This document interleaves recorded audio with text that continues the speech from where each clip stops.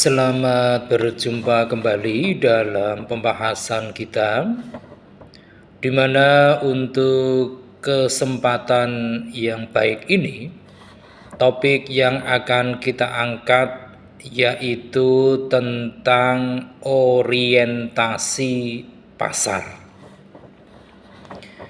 Orientasi pasar merupakan suatu strategi bisnis yang menempatkan kebutuhan dan juga keinginan dari para pelanggan sebagai fokus utama di dalam menghasilkan ataupun membuat berbagai produk.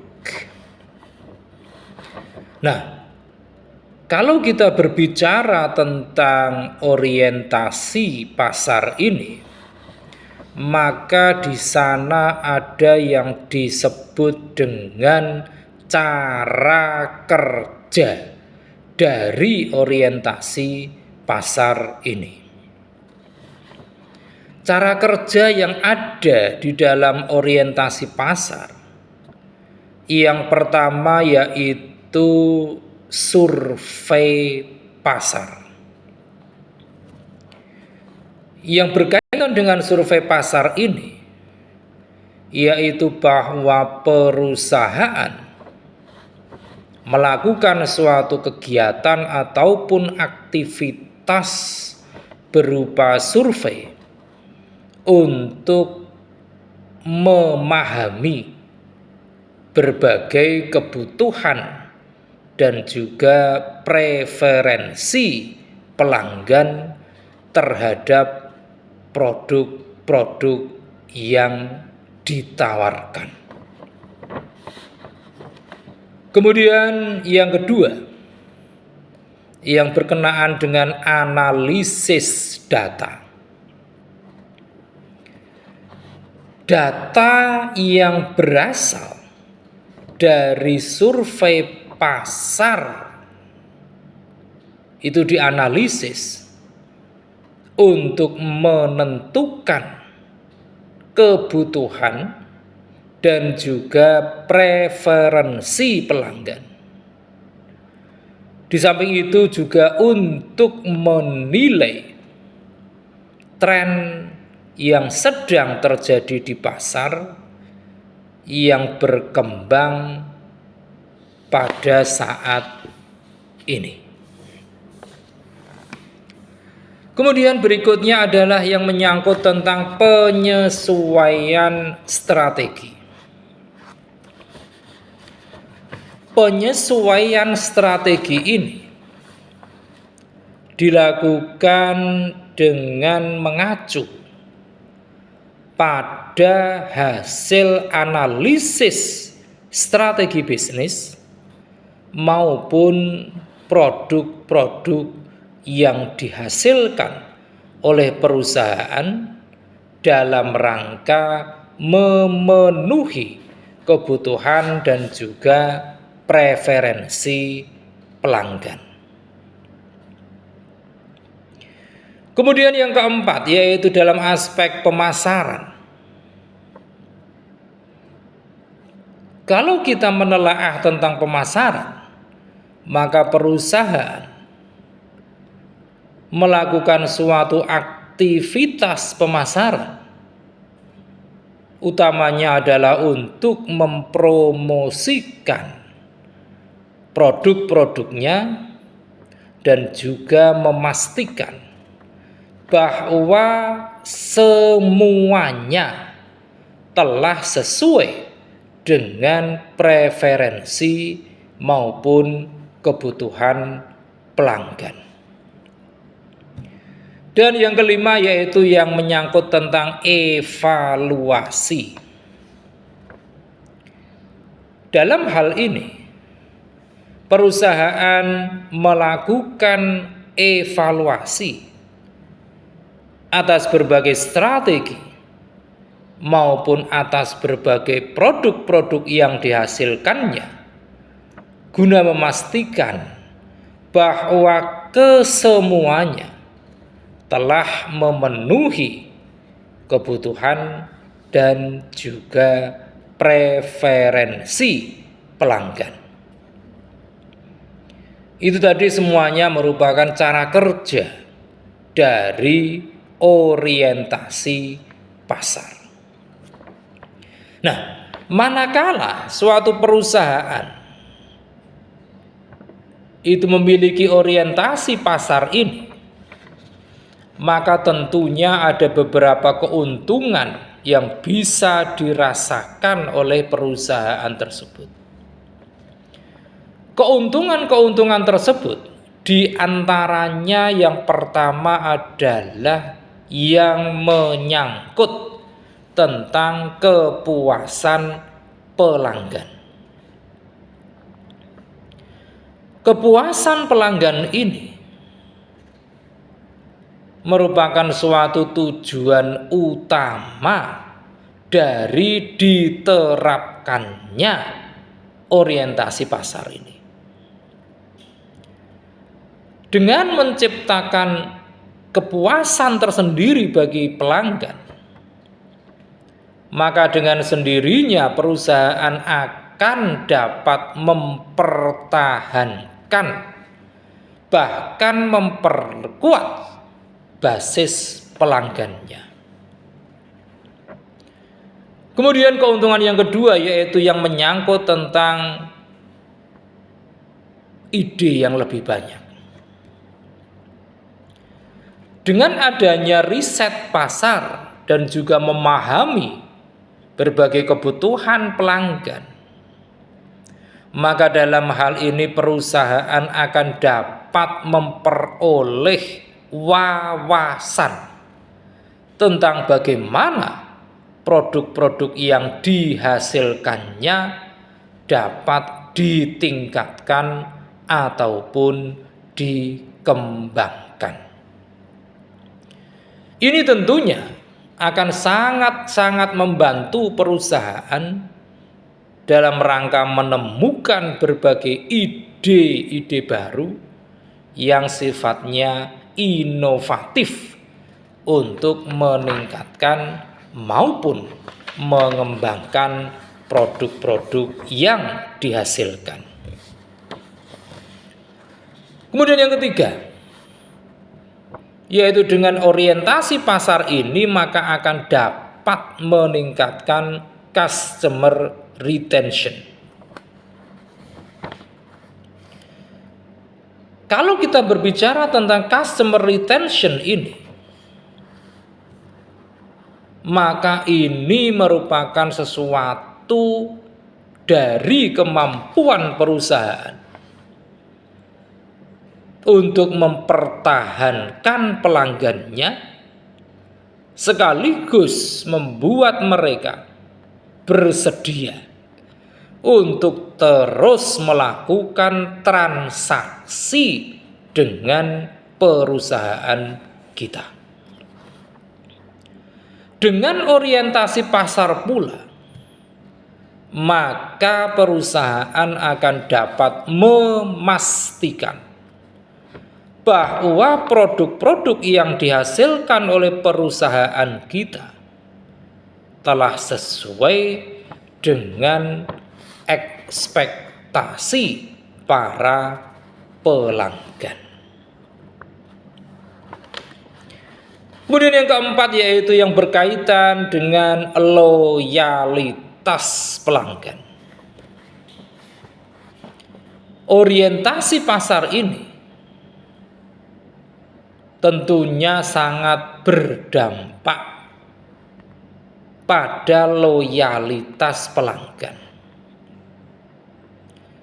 Kita tahu bersama bahwa pelanggan yang loyal tentunya akan bisa mengamankan penjualan yang dilakukan oleh perusahaan kita untuk jangka waktu yang lebih lama. Dan yang kelima yaitu yang berkaitan dengan tingkat penerimaan yang tentunya akan lebih tinggi. Dalam hal ini perusahaan diharapkan untuk mampu menjual berbagai produk yang dihasilkan oleh perusahaan sehingga sesuai dengan apa yang diinginkan oleh konsumen secara efektif. Tentu ini akan dapat tercapai manakala riset yang dilakukan perusahaan terhadap orientasi pasar ini dilakukan dengan tepat. Nah, untuk selanjutnya kita pun perlu kiranya untuk mengenal tentang fungsi yang ada pada orientasi pasar ini. Orientasi pasar ini ternyata memiliki beberapa fungsi yang tidak boleh kita sia-siakan. Di mana fungsi yang pertama dari adanya orientasi pasar ini yaitu untuk mengarahkan perusahaan pada diferensiasi dan efisiensi atas produk berdasarkan kepada orientasi pasar. Kemudian fungsi yang kedua yaitu dalam rangka mengarahkan sistem organisasional seperti yang berkaitan dengan formalisasi dan juga sentralisasi, di mana ini akan ditentukan secara berurutan dan tidak berdiri sendiri-sendiri. Dan fungsi yang ketiga dari orientasi pasar adalah dalam rangka mengarahkan para manajer untuk mengurangi penekanan atas orientasi produk untuk merespon pasar. Nah, itu tadi adalah beberapa fungsi dari orientasi pasar. Selanjutnya, kalau kita menelaah lebih dalam lagi tentang orientasi pasar ini, maka di sana pula kita akan menemukan berbagai komponen yang ada di dalam orientasi pasar ini. Komponen yang pertama yaitu orientasi pelanggan. Orientasi pelanggan ini adalah suatu pemahaman dari perusahaan terhadap target buyer-nya, sehingga akan dapat menciptakan superior value pada mereka secara terus-menerus. Adapun untuk pengukuran orientasi pelanggan ini dapat dilakukan dengan mengacu kepada beberapa indikator. Indikator yang pertama yaitu indikator di mana manajer puncak itu mendiskusikan berbagai kebutuhan dan juga preferensi pelanggan. Indikator yang kedua yaitu indikator yang menyangkut tentang apakah suatu perusahaan telah mengkaji secara rutin kemungkinan dampak perubahan lingkungan bisnis terhadap pelanggannya. Yang ketiga yaitu yang berkaitan dengan kemitraan dan juga munculnya komitmen atas penyediaan produk bagi pelanggan. Walaupun transaksi penjualan itu pun telah usai. Dan indikator yang keempat yaitu dimilikinya database tentang pelanggan secara rinci. Kemudian yang kedua yaitu orientasi pesaing. Orientasi pesaing ini merupakan pemahaman tentang kekuatan dan juga kelemahan jangka pendek serta kapabilitas dan juga strategi jangka panjang dari para pesaing yang ada saat ini.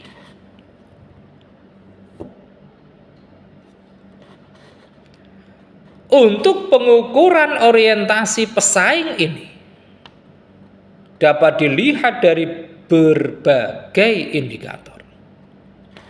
Indikator yang pertama adalah bagaimana suatu perusahaan merespon secara cepat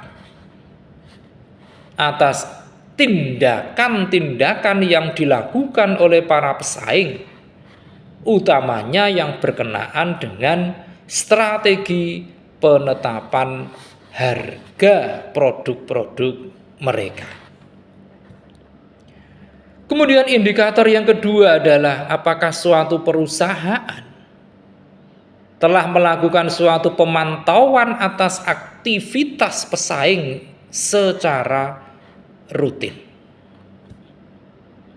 Dan indikator yang ketiga yaitu apakah manajer-manajer puncak dari suatu perusahaan tersebut telah mendiskusikan berbagai strategi maupun perilaku dari para pesaing yang ada. Ini yang kedua. Kemudian yang ketiga adalah yang menyangkut tentang koordinasi antar fungsi.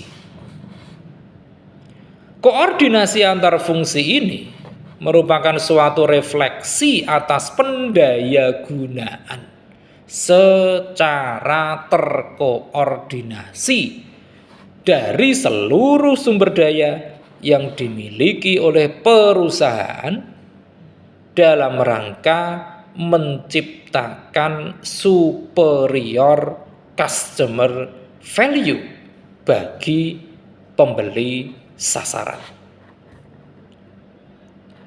Pengukuran atas koordinasi antar fungsi ini dapat dilihat dari beberapa indikator pula.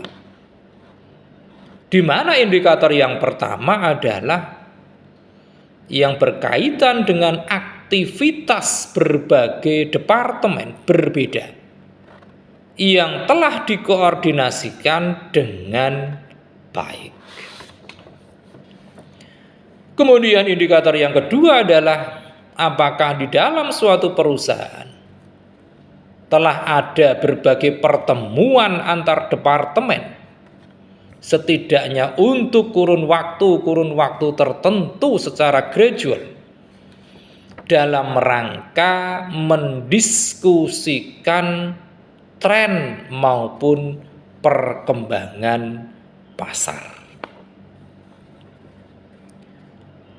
Yang ketiga indikatornya adalah apakah di dalam suatu perusahaan untuk staf bagian pemasarannya telah meluangkan banyak waktunya untuk mendiskusikan tentang berbagai kebutuhan masa depan dari para pelanggannya dengan departemen lainnya.